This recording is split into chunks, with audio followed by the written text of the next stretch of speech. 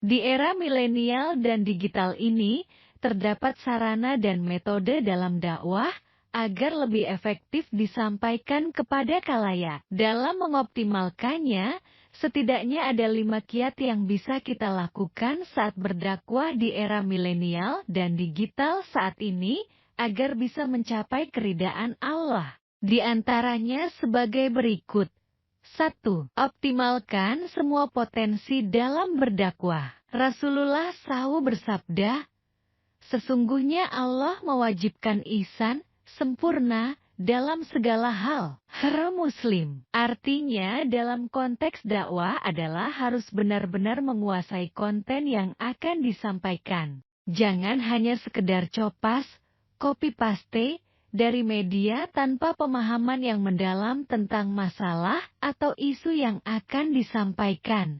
2. Lakukan studi banding dari banyak sumber. Ibroh dari kisah Nabi Musa AS dan Nabi Khidir AS dalam Al-Quran, KS. Al-Kahfi 18:60-82. Pendakwah di era digital hendaklah sering melakukan riset dari berbagai sumber, karena pendengar kita adalah majemuk dan berasal dari berbagai latar belakang dan berbagai tingkat pendidikan yang berbeda-beda. Dakwah yang minim riset dan berkesan kacamata kuda akan menimbulkan berbagai reaksi yang tidak diinginkan dari pihak lain yang berseberangan pemahamannya. Kita tidak perlu menyenangkan semua orang karena hal itu mustahil. Tapi hendaknya kita mengetahui berbagai sudut pandang agar konten yang kita sampaikan bisa mewakili berbagai mustami, pendengar, yang berbeda latar belakang.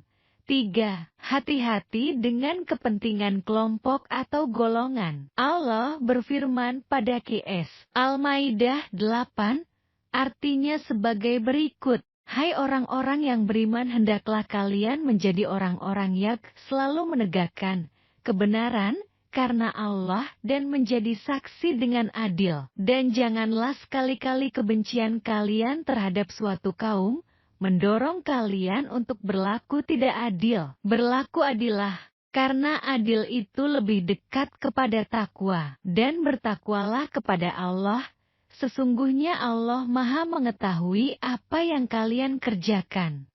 Al-Maidah 5:8. Jauhi sikap ta'asyub, fanatik, baik dengan pemikiran, aliran, kelompok ataupun pendapat pribadi. Selalulah berhusnuzan dan berusaha merangkul semua pihak, termasuk yang berbeda pandangan dengan kita. Sebab dakwah yang santun dan inklusif akan lebih diterima oleh hati nurani dibandingkan dakwah yang eksklusif dan penuh dengan caci maki dan fanatisme kelompok.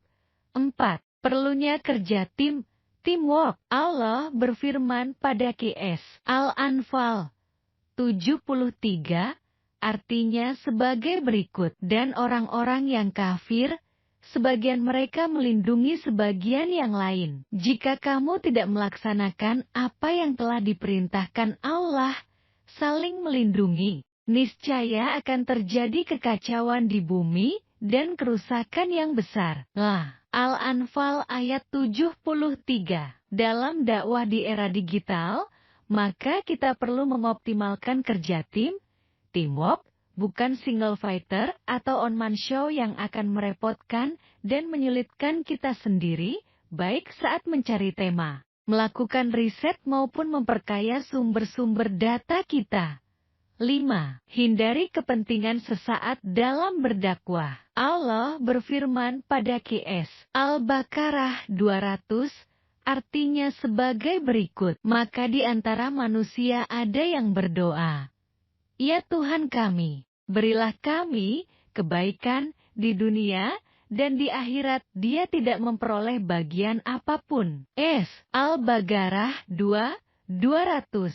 Hal yang paling menggoda pada dakwah di era digital adalah godaan dunia. Hal itu bisa tergambar dalam bentuk popularitas, yang sering mengakibatkan seorang dai menjadi tokoh selebritis yang menghalalkan segala cara demi meningkatnya followers atau subscribernya dibanding membawa misi Sayyidina Muhammad SAW dalam berdakwah. Belum lagi, jika jumlah penggemar sudah banyak, maka godaan jabatan pun sudah datang menunggu, baik dari politisi, pejabat atau berbagai kelompok kepentingan yang merayu sang dai untuk memanfaatkan followers atau subscribernya untuk kepentingan-kepentingan sesaat. Lalu godaan keuntungan materi yang juga menanti dalam diri dengan bentuk yang lain, yaitu rayuan berupa penetapan tarif, baik oleh pribadi maupun dengan alasan pihak manajemen.